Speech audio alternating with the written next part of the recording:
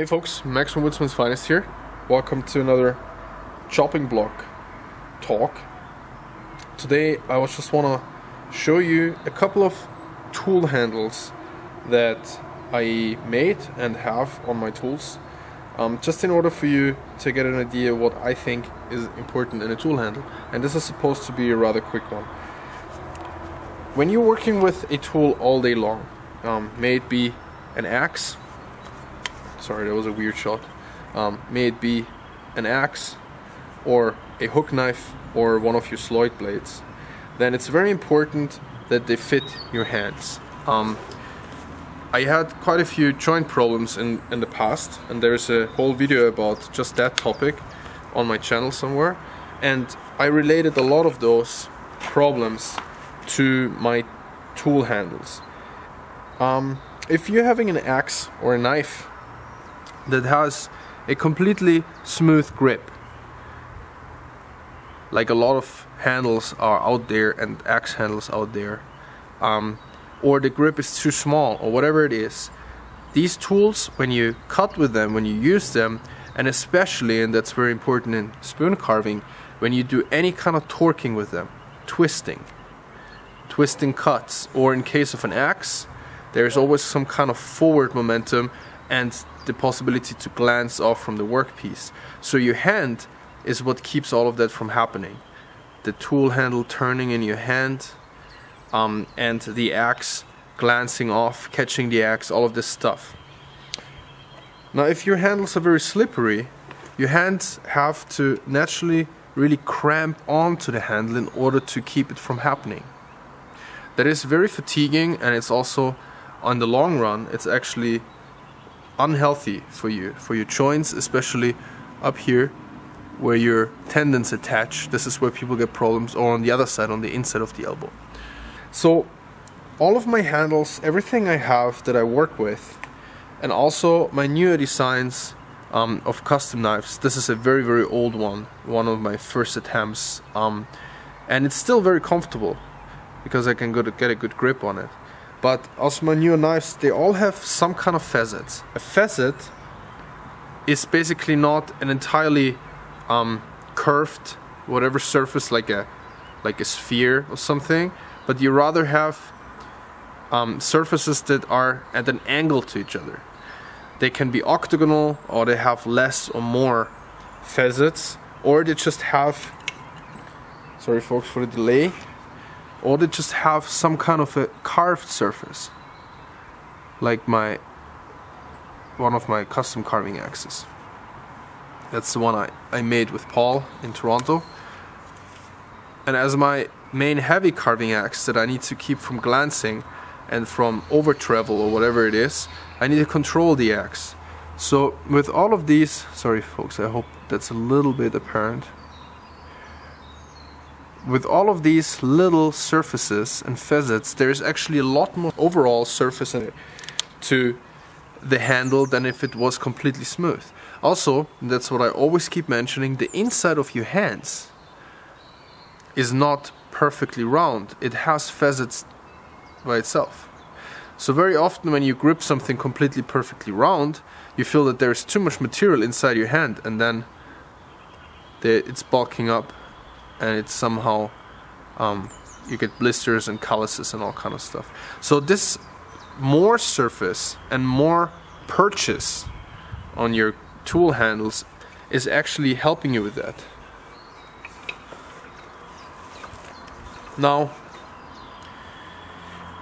you can do all kind of different things. In this case here, this is one of my own hand-forged hook knives. I wanted it to be able to do a two-handed job if necessary, and it just has a multitude of carved facets on it. It's more than 8, but this is just helping it fitting into the inside of my knuckles, and that keeps it very, very efficiently from turning in my hand if I don't want it.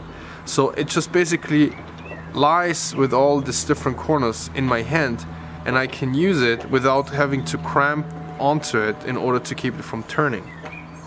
My Tuka Cam by Nick Westerman. By the way, there is a video pretty much about every single tool on this table on my channel if you're interested in more details. So my Tugocam, it's got a thicker handle and a longer one because I really use it with two hands for bowls, kuksas, big cooking spoons, on a bowl mate or on a spoon mule, and it has a little bit more thickness to it, so it really fills up my hand because this is made for really heavy work. Here we have a bamboo handle that I just reviewed. I reviewed the knife and I showed this handle just in another video. And this elongated octagonal shape is also one of my new favorites. Because just like in a knife that has more of an oval or elongated shape, actually, this lends itself very, very nicely to keeping it in the fingers, or like instead of just in your fist, and carve with this kind of rolling motion. So this is basically my go-to style handle shape from now on when it comes to hook knives. This was my first hook knife by Ben Orford, and despite me not being the greatest fan of the knife, how it comes out of the box, I still use it for small salt scoops and when I carve little burls whenever I get the chance to have some. So I kept it. The handle on it is really great though, because it is an oval handle and it has a lot of facets on it, and it really stays nicely in your hand, you know. Maybe my overall go-to, what if I could bring one hook knife, is the Hans Carlsen. As you know, I'm a very big fan of this one for many different reasons. Also the handle, since although it's round on both sides, it is an oval, boxy type shape with straight, or like with a corner and basically a straight surface on both sides here. So again, it really lies nicely in your hand. It doesn't want to move or anything because it's not round. It's more like a box shape, like a barrel. So one take I did on my own Sloyd knife that you have also seen in a very recent video. This is a Nick Westerman, an 8-9 centimeter Sloyd knife. I made a handle from Lignum Vitae out of Lignum Vitae. That is, it's not overly long, but it fits my hand very well, and it has a very interesting looking boxy shape. Now, I would probably make this a little bit differently now. I've got this knife and this handle for quite a few years now, but it still really stays nicely in my hand with this elongated octagonal shape, and with the thumb ramps on both sides that I can use if I carve towards myself or do any kind of chest lever or pivoting grips. And last but not least, I just wanted to share a Mokotogen that I forged last year from 01 Tool Steel. It has a hollow on the bottom, and it has an overall octagonal shape, and especially Mokotogen is very important to blend into your hand and fit you well, because it wants, when you use it, it wants to move into all kind of directions and turn and twist stuff. At least I found. So this is actually deep fried beech, just like this. Got this from a friend in Ontario, and I gave this one here somewhat of a water bird shape. I want to say it's a loon, and yeah, I just gave this a shape that really blends into my hand and has a lot of facets and perches, just in order for my hand to find a good place and the knife staying in there.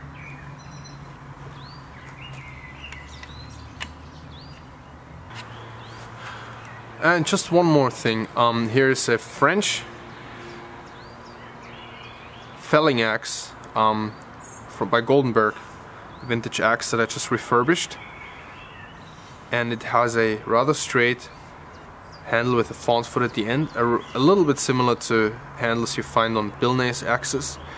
However, also this handle, I don't know if you can tell, but it has an octagonal shape to it, as many antique axe handles do.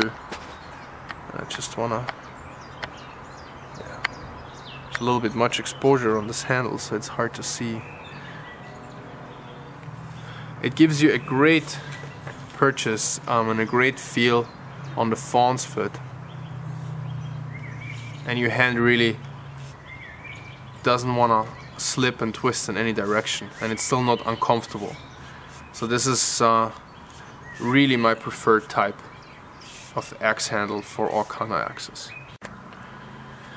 Yeah folks, as you know, everything I make I want to be as functional as possible, and I want the beauty or the attractive shapes to be created by the functionality, basically, without a lot of extra decoration. And if there is decoration, it should just aid with the functionality, or at least not compromise it.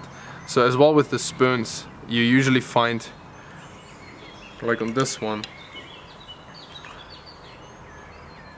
sorry it's hard to see, maybe quite a few facets here, and of course my signature keel that just doesn't get in the way of your finger holding it. So yeah, even into my spoons I try to integrate some of the experiences I get with handles and shapes in general. Yeah, so thank you very much for watching. I hope this video helped you in any way, and I'm trying to make all of these series ongoing.